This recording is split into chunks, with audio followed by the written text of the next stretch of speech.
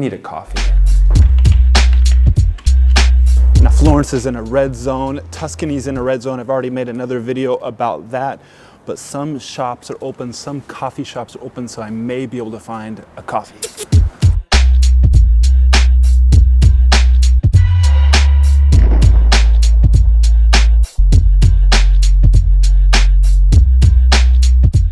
I've already made a video before about the best coffee in Florence. You can see that link down below. Here's my coffee today. Not so good. I can do better than this.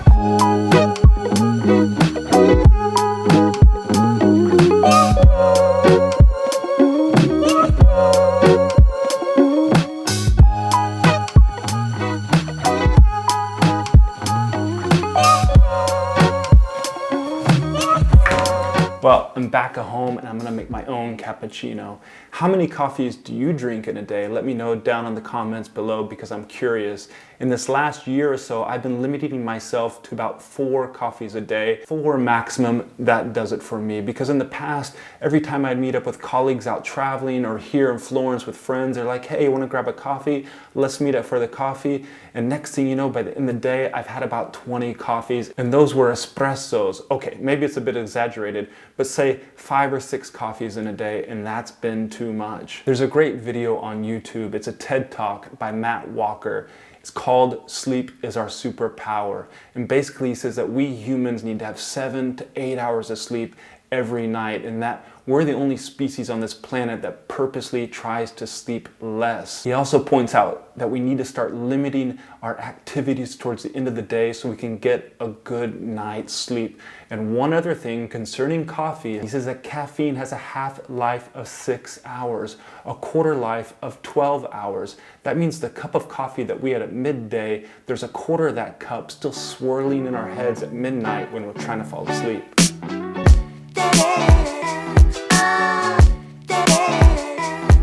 I digress. The point at the beginning of this vlog was that I need a coffee, and I'm here to solve that problem. In Italy, people get crazy about the coffee culture. It's known around the world, and it is great. For $1.20 you get a cappuccino, 85 cents to €1 you get an espresso. I paid $1.10 earlier for that cafe macchiato. You stand at the bar, well at least in normal times, you stand at the bar, slam it down, and run out like you robbed the place. To be honest, I visited better coffee shops in the United States, in Great Britain, in Australia, and even China, where they put more attention into their coffee than they do here in the Bel Paese. And to make a good coffee, you need several key ingredients. Good milk, fresh milk, none of that UHT stuff that sits on the shelves for months. I use only fresh, whole milk. You need good Arabic beans. I don't know where they get their coffee beans from at the shops around me, but I know mine are roasted locally. In fact, they're roasted here at my home. I'll have to make another video about that in the future. And you need a good espresso machine.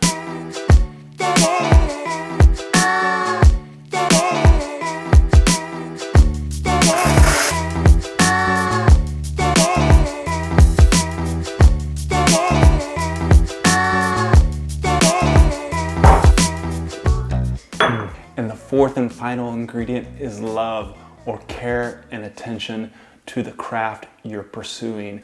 And I think here in Italy at the bars and coffee shops, they take the coffee for granted and don't give what is one of their national treasures the care and attention it deserves.